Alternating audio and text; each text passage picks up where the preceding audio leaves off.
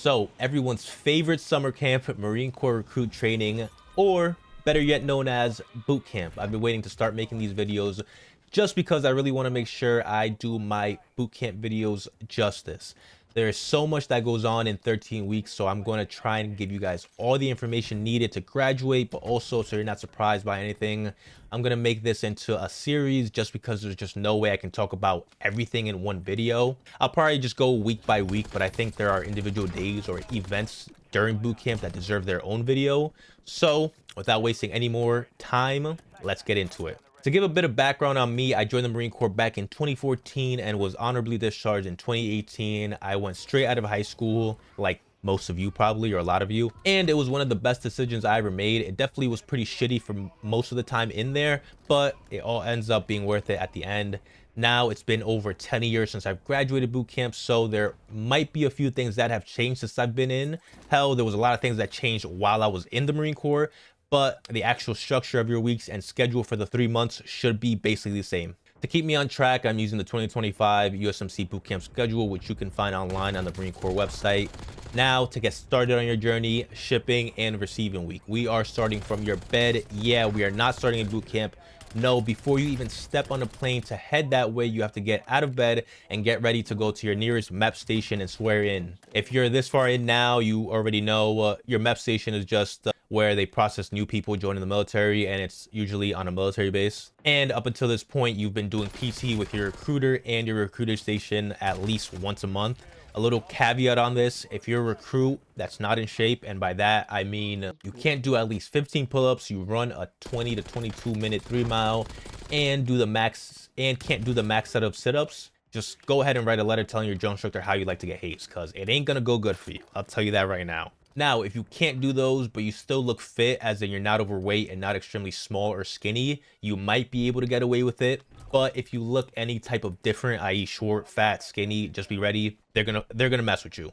And yes, when I mean short, I mean below 5'6". Sorry, I don't make the rules. You just stick out like a sore thumb. But if you do make it through the full 3 months, the DIs tend to respect those guys a little more, just because I notice that they give those guys a way harder time than everybody else. So that's something to think about. And when I say that, I'm talking about the short guys, not the fat guys. Fat guys, you guys are going to get shit the entire time you're there. I just recommend you lose weight. Short guys, you'll get shit the entire time you're there, but at least you'll get some respect because people notice that you're getting treated like shit. Skinny guys, they kind of get away with it more just because you're more, like, there's just more skinny people or skinny dudes in general. But if you're like super skinny to the point where you're getting like extra rations during chow, then you're gonna hear it a lot too, and you're probably gonna get hazed a bit. Now back to the swearing in process. I did this sometime in the morning. My recruiter came to pick me up from my house and my family followed. Not too crazy of a situation. Up until this point, you're still a civilian, and honestly you could back out and probably have minimal paperwork or issues. I mean, I'm sure like your recruiter would be pissed off, but who really cares? Like, if you don't want to do it, just leave. But if you do decide to do this, you'll show up in a button up.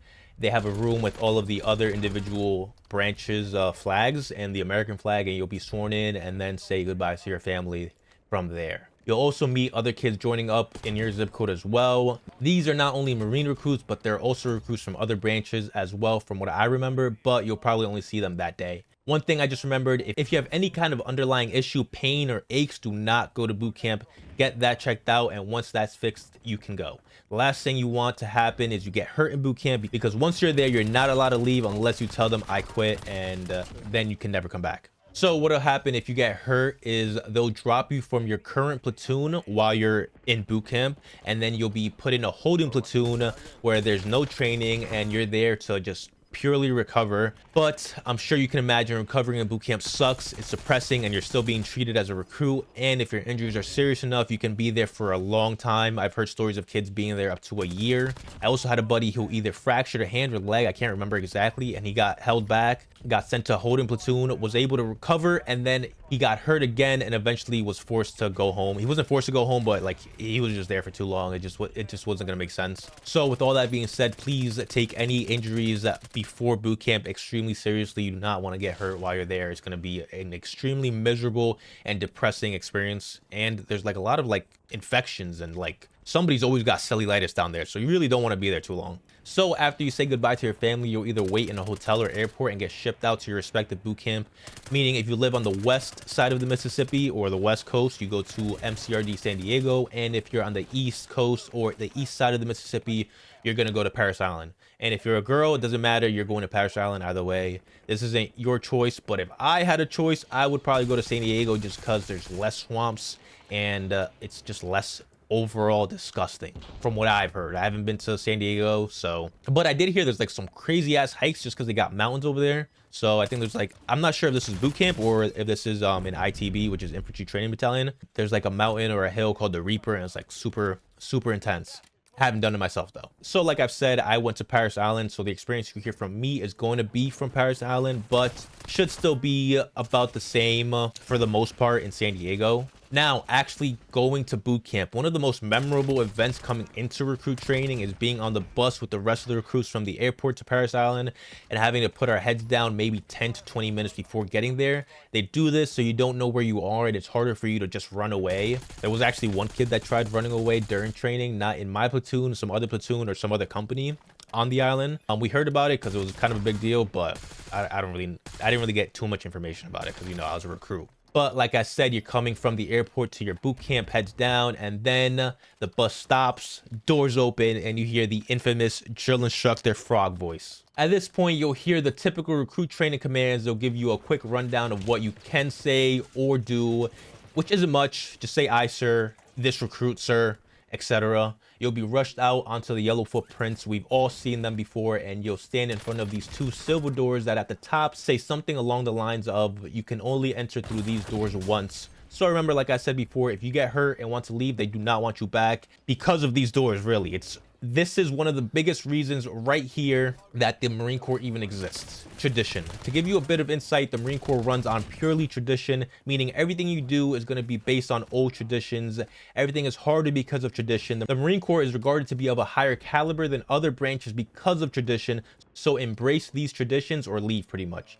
And this is like exaggerated tenfold if you go into the infantry. Just giving you a heads up. And being totally honest, the Marine Corps isn't a branch that's really needed by the US. They get the least funding and are the smallest. We're kept around because we've been around and we look badass for the most part. Now you walk through those doors, you've officially finished your shipping process. You're here and it's now receiving week. This is going to take about 4 days. Here you'll meet your receiving drill instructors. They're only with you for these 4 days and can change throughout. And you're going to be doing a lot of paperwork and get issued all your gear throughout these 4 days and then waiting around a long time. All these 4 days are going to be. This week is one of the very few couple of weeks throughout the 3-month period where you will not get your full to 8 hours of sleep. Yes, your drill instructors are required to give you 6 to 8 hours of sleep throughout your time at boot camp, but that can change depending on the things you have to do. You can check the schedule. So for example, the Crucible, you don't get sleep. Receiving week, you tend to not get sleep, and maybe like 1 other week or 2 other weeks. Not exactly sure. I had to really go through it again. But they are required to give you 6 to 8 hours of sleep for the most part and 3 meals a day. When I say required, I mean they'll give it to you for the most part, but piss them off and they'll go out of their way to make sure that those things don't happen. But yeah, guys, for the first few days, you're just getting all your gear and making sure you're all squared away. In terms of paperwork, you don't sleep as much this week, mostly because you're stuck in a classroom waiting most of the time. For what? I have no idea. And make sure to take every chance you get to use the bathroom. They get a little bit angry if you ask too much. You know, these people are just always angry. One more pretty important thing you'll do is make your phone call home. You basically get like 15 seconds to read a script saying that you've gotten to boot camp and you'll talk to them soon. You'll talk to your family soon. They have to make sure you talk to somebody. They, as in the drill instructors, have to make sure you talk to somebody. So have a number ready, whether it be your family or recruiter, have someone, or they will get on your ass about it. All right, guys, that's about it for shipping and receiving week. Most of what I talked about here was mostly things to know before boot camp or things you'll be doing prepping for, you know, but you really are just waiting around and getting gear for the first few days. It's a big culture shock for most people. People aren't used to getting yelled at in their face and spit at in their face, so just stay calm and you should be good. If there are any Marines down in the comments you think I forgot something, let me know. If there's any new Marines who just graduated and noticed some things that have changed, also put them down below. I'm always interested to see what's going on in the Marine Corps nowadays. And you guys thinking of getting ready to ship out, leave your questions down below and I will try to answer them as best as possible. All right, guys, that's it for the video. I will catch you guys in the next one. Peace.